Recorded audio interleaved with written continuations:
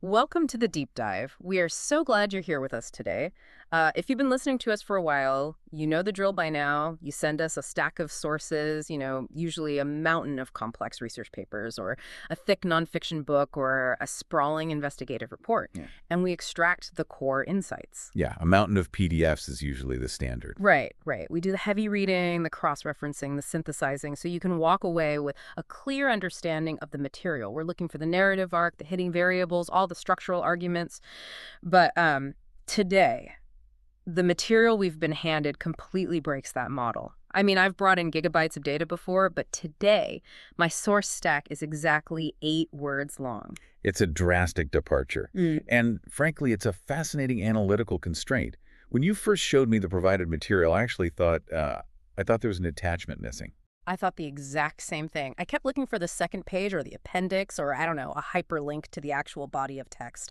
But there is nothing else. Let me just read the entirety of the factual content we have been given for this deep dive. I won't even need to take a breath. Here it is. Go for it. Excerpts from Sacramento Mobile EV Charging Solutions and the web address, sacramentomobileevcharging.com. That's it. That is the entire stack. We have a title and we have a URL. There's no body text, there's no business history, no pricing model, no sort of about us page detailing the founder's vision.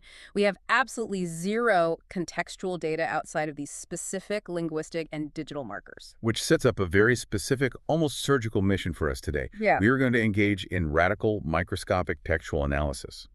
The challenge here is to unpack the literal foundational meaning of those words and the digital architecture of that URL without introducing unverified outside information. Right. No making things up. Exactly.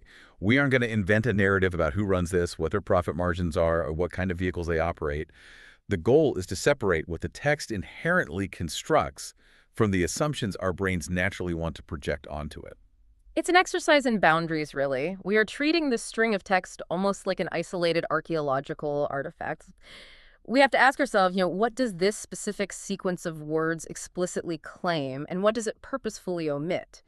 I'll admit it's almost comical to dedicate this much time to what looks like a standard SEO-optimized string of text, but let's see how much water we can squeeze from this stone.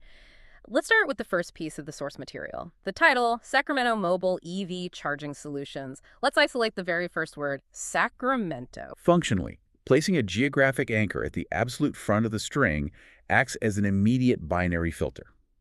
Before the text even tells you what the entity does, it tells you where the entity exists. In an era where digital services default to this sort of borderless, ubiquitous availability, leading with a highly specific physical jurisdiction is a profound structural choice. It really is. It anchors whatever follows to a specific set of latitudinal and longitudinal coordinates. I'm going to push back slightly on calling it a profound choice, though. Let's be real, putting Sacramento first isn't exactly a poetic, philosophical decision, right? It's classic local search engine optimization. It tells us exactly how this entity intends to be found. If someone is stranded with a dead battery, they aren't searching for abstract concepts. They are searching for their immediate vicinity. That's true, the panic search. Right, the panic search. So yes, it's a filter, but it's fundamentally a utilitarian one. It says if you are not in or immediately adjacent to the capital of California, disregard this entirely. I don't disagree that it's deeply utilitarian, but the utility itself carries heavy implications. Whether motivated by SEO or not, the inclusion of the word Sacramento forces the entity into the physical realm. Think about the operational realities that the text inherently binds this entity to.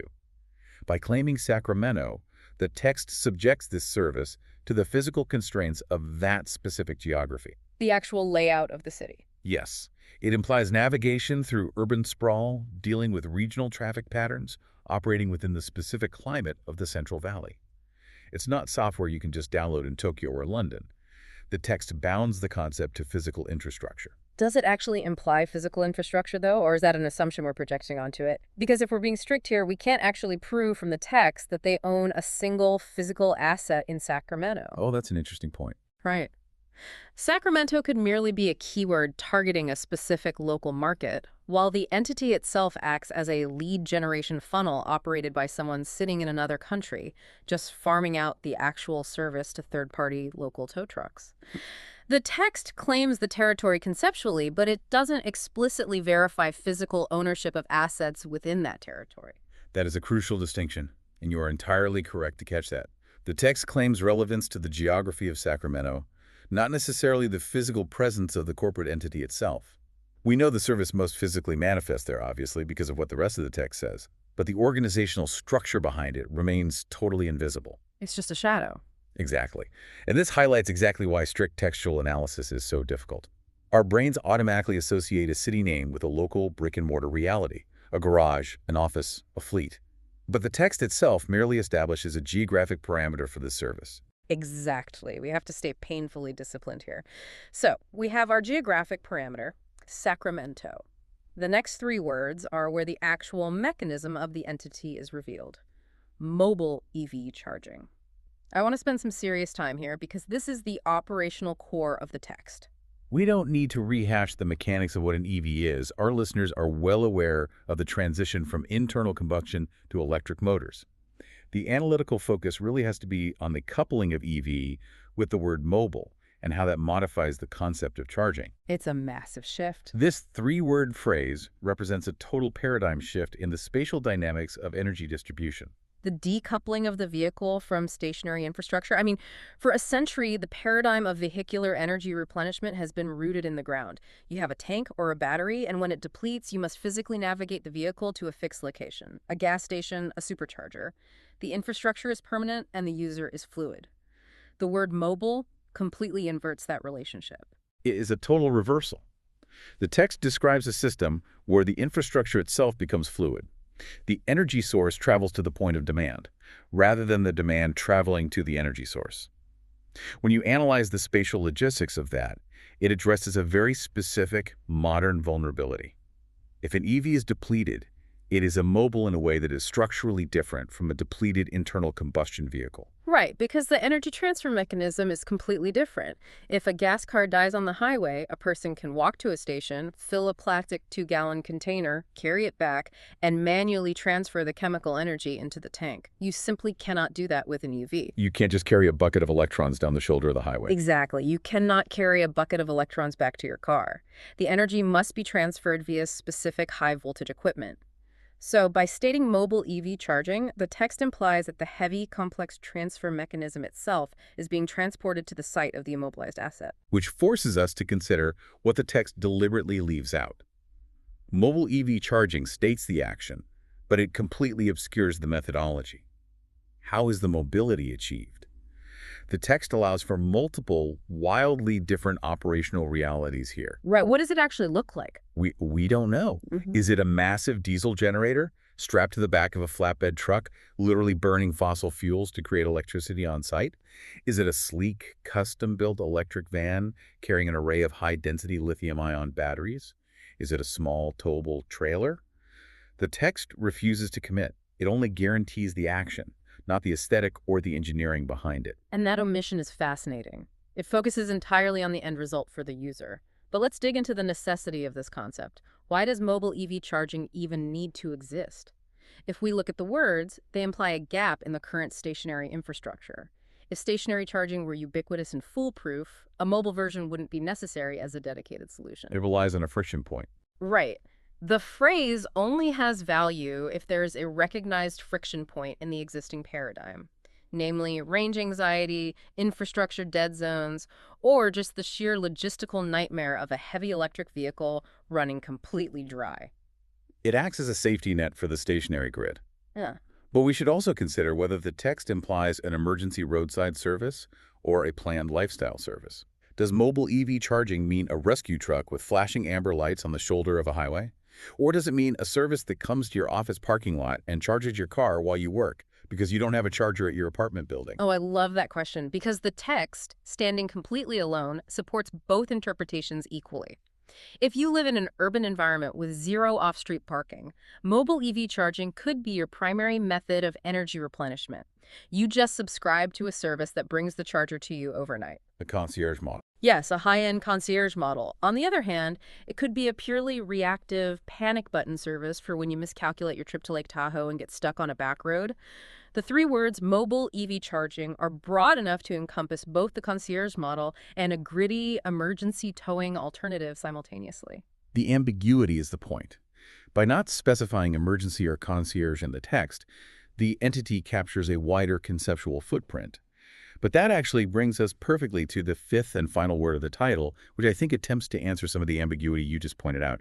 The word is solutions. The full string is Sacramento Mobile EV Charging Solutions. Ah, solutions. The great nebulous catch-all of modern corporate nomenclature. I have to be honest, I usually roll my eyes when I see this word tagged onto the end of a business name. It often feels like empty linguistic filler. I mean, why not use services or providers or network? What is the distinct functional difference between a service and a solution? It's a psychological framing device.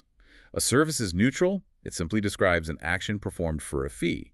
Towing is a service. Cleaning is a service. But a solution implies a pre-existing state of distress, complexity, or inefficiency.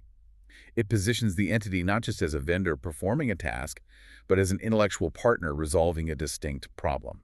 It's almost a heroic framing, isn't it? If you are stuck on the side of I-5 with a dead battery in 100-degree heat, you don't want someone to just perform a service. You have a massive, immediate problem, and you want a solution. You want the negative state to be neutralized. Precisely. You are in a deficit, and they provide the zero state. But let's analyze how that word interacts with the rest of the text. Sacramento Mobile EV Charging Solutions is plural. Yes.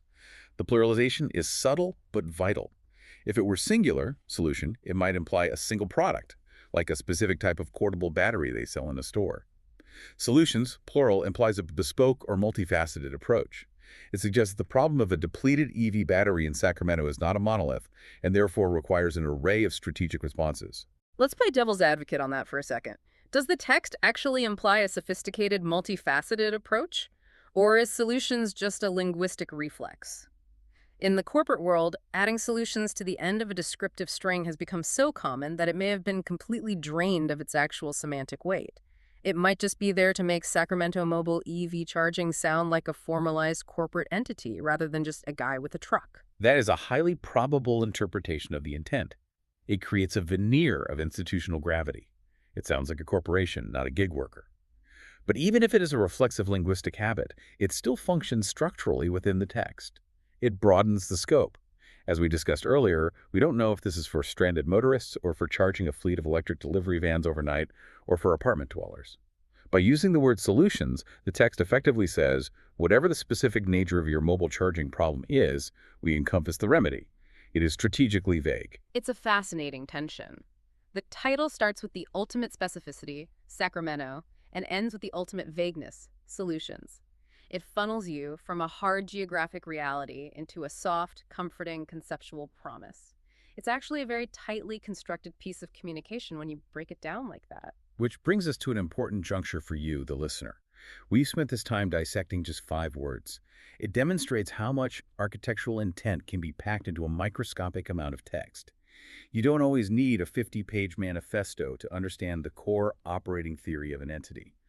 The choices made in naming, what is included, what is pluralized, what is localized, they create a highly defined conceptual perimeter. It's about reading with intense intentionality, so the conceptual perimeter is set.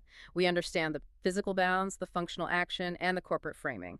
Now we have to look at the second half of our incredibly sparse source stack, the digital footprint. The only other piece of verified data we have is the web address, sacramentomobileevcharging.com. This forces us to transition from linguistic analysis to digital strategy. What we're looking at is a classic exact match domain, or an EMD. Right. The URL is a pure exact match domain. For those analyzing digital footprints, this means there is zero daylight between the descriptive search terms a user might type into a query and the actual domain name of the entity.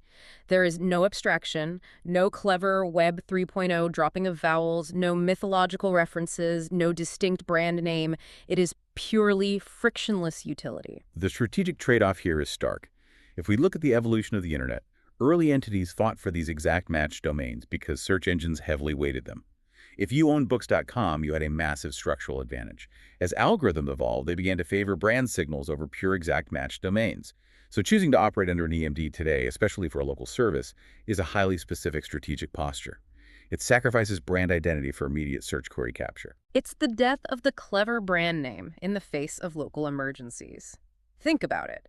If you need a tow truck or a mobile charge, you aren't looking for a lifestyle brand. You aren't typing in an abstract word that you hope means car charging. You type your literal problem into the search bar. Sacramento Mobile EV Charging. And this URL is engineered to perfectly mirror that exact string of panic. The URL acts as a mousetrap designed for one highly specific search intent. Exactly. And let's analyze the absence of branding in that URL. A brand name like Apple or Tesla or Uber is an empty vessel. The words themselves, in their original definitions, have nothing to do with computers, electric vehicles, or ride-sharing networks. Those corporations had to spend billions of dollars and years of cultural saturation to fill those abstract words with specific meaning in the minds of the public. Yes. You have to teach society what an Uber is. But SacramentoMobileEVCharging.com. You don't have to explain it to anyone.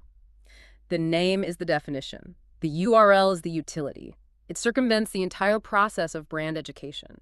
It's almost anti-marketing. It's pure mechanical function. It says, we don't need you to form an emotional connection with a cute logo. We just need to be exactly where your cursor lands when you have a dead battery. But we must also examine the limitations of this approach based on the text. Because the URL is so hyper-descriptive, it completely boxes the entity in. If a company named Apex Solutions starts doing mobile EV charging in Sacramento, and they later decide to expand to San Francisco, or they decide to start offering traditional towing for gas cars, their abstract name allows for that pivot. Right. But if SacramentoMobileEVCharging.com decides to expand to San Francisco, URL breaks. it breaks entirely. It becomes structurally inaccurate. Or if they decide to start fixing flat tires, the digital footprint doesn't support the new service. The extreme specificity that makes it a perfect net for capturing local search traffic also acts as a permanent cage. It cannot scale geographically or operationally without abandoning its core digital identity. That's a brilliant observation. The URL, by its very nature, declares a deliberate lack of scale. It is intensely localized and intensely specialized. And notice what is missing from the end of the URL.